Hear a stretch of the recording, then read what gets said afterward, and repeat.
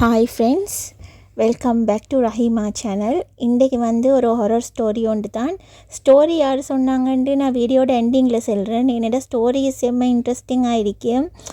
Video இந்த ஸ்டோரியை சொன்னது எங்களுக்கு எல்லாருக்குமே தெரிஞ்ச நல்லா ஃபேமஸான ஆள் ஒன்று தான். யாருன்னு நான் லாஸ்ட்டில் சொல்கிறேன். இன்னொரு டிஸ்க்ளைமர் என்னேண்டா, இதில் போகிற வீடியோ பார்த்திங்கன்னா நான் உங்களுக்கு அந்த வெயிட் லாஸ் ஒமேட் டயட்டை பற்றி ஒரு வீடியோ சீரீஸ் ஒன்று எடுப்போம் என்று சொல்லி வீடியோ எடுத்துக்கொண்டு இருந்தேன்.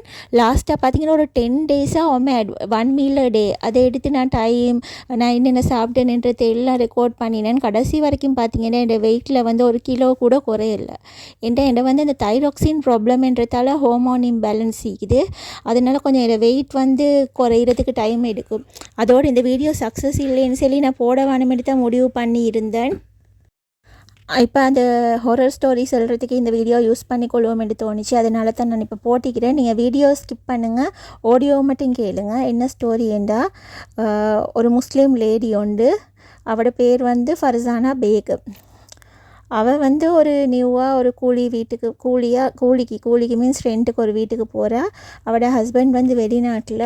அவவும் அவட 5 வயசு மகளும் தான் அந்த வீட்டில் போய்ட்டு இருக்கிறாங்க. அப்போ சரியாக அந்த வீட்டுக்கு போயிட்டு மொதல் நாள் ஃபுல்லாக எல்லோரும் க்ளீன் பண்ணி அவங்களோட உமா பாப்பா எல்லாம் அவடைய தங்கிட்டு அடுத்த நாள் எல்லோரும் போயிட்டாங்க. அதுதான் ஃபர்ஸ்ட் டே. அந்த வீட்டில் குழந்தையும் அவமா தனியாக இருக்கிற டே. சரியாக பார்த்திங்கன்னா நைட்டில் பிள்ளைக்கு சாப்பாடெல்லாம் கொடுத்து தூங்க போய்த்துட்டா. மிட் நைட்டில் சரியாக 3:07 அந்த டைமுக்கு அவൾക്ക് ஒரு கால் வருது. இந்த டைமில் யார்டா கால் பண்ணுறாங்கன்னு சொல்லி பயத்தோடையே ஒரு அன்னவுன் நம்பர் உண்டு. காலை ஆன்சர் பண்ணி பார்த்தா ஹலோ என்று பேசுகிறா. அப்போ அங்கே இருந்தும் ஒரு கேர்ள் ஒன்று தான் பேசுகிறாங்க. ஹலோ அண்டு, யார் நீங்கள், எங்கேருந்து பேசுகிறீங்கன்னு கேட்டால், உங்களோட வீட்டுக்குள்ளே இருந்து தான் பேசுகிறேன் அப்படின்ட்டு. இன்னும் என் வீட்டுக்குள்ளே இருந்து பேசுகிறீங்களா? ஆமாம், வீட்டுக்குள்ளே இருந்து தான் பேசுகிறேன் அப்படின்ட்டு சொல்லிவிட்டு இவங்களோட வீட்டோட அட்ரெஸ்ஸு சொல்கிறா. அதோடு இவக்கு ஃபுல் ஷாக். பயத்துலேயே ஃபோனை கட் பண்ணிவிட்டு வீடை ஃபுல்லாக சுற்றி தேடி பார்க்குறா. லைட்டை போட்டு வெளியே ஜன்னல் வழியாக பார்க்குறா. யாருமே இல்லை. பயத்தோடையே தூங்கிடுறா. அடுத்த நாளும் இவக்கு அந்த கால் வந்தது ஞாபகம் வந்துக்கிட்டே இருக்குது. பெருசாக அதை ஒரு இஷ்யூ ஆக்காமல் அடுத்த நாள் நார்மலாக ஆகிக்கிற மாதிரி. அது எனக்கு அன்னவுன் நம்பர் உண்டு. அந்த டைமில் கால் வந்ததும் அவருக்கு விளங்குது யாராவது என்னையோட விளையாடுறாங்கன்னு நினச்சிட்டு இருந்துட்டா. அடுத்த நாள் தூங்குறா. அதே மாதிரி அதே டைம் 3:07 திரும்ப அவட ஃபோன் ரிங் ஆகுது. இப்போவும் அவள் பிக்கப் பண்ணி ஹலோ. அப்பையும் அந்த லேடி ஹலோ, யார் நீங்கள், என்னோட விளையாடுறீங்களா அப்படின்னு கேட்குறா. நான் எதுக்கு உங்களோட விளையாடணும் அப்படின்னு கேட்குறாங்க. அதோட நீங்கள் என்ன சொல்ல வாரீங்க, நான் ஒரு விஷயம் சொல்லட்டுமா, சொல்லுங்கள். உங்களோட பிள்ளைய நீங்கள் பெட்ஷீட் போட்டு தூங்க வச்சுக்கிறீங்க தானே, ரெட் கலர் பெட்ஷீட் தானே, அதில் ஒயிட் கலரில் லைன் வேறு போகுதே.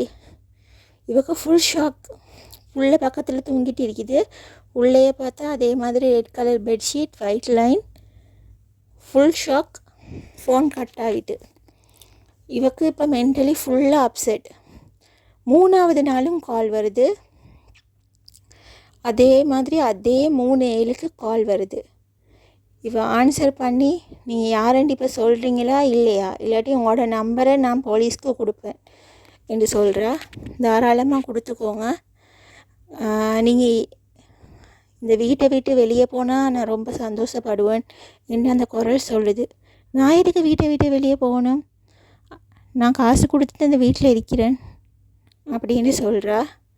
நீங்கள் வீட்டை விட்டு வெளியே போவாட்டி வரக்கூடிய விளைவுகள் ரொம்ப மோசமாக இருக்கும். எச்சரிக்கை பண்ணுறதுக்காக தான் நான் கால் பண்ணினேன் அப்படின்னு சொல்லிவிட்டு ஃபோனை கட் பண்ணிடுறா. இவ அடுத்த நாள் இவங்களோட பேரண்ட்ஸை கூப்பிட்டு போலீஸில் போயிட்டு கம்ப்ளைண்ட் பண்ணி இந்த நம்பரை கொடுத்துட்டு இதுக்கப்புறம் இந்த வீட்டிலேயே தங்க மாட்டேன்னு சொல்லிவிட்டு அவங்களோட அம்மாவோட போய்த்து அம்மாவோட வீட்டில் கொஞ்ச நாளைக்கு தங்குவோம், அதோட வேறு வீடு ஒன்று பார்த்து போவோம்ன்ற முடிவில் அம்மாவோட வீட்டுக்கு போகிறா.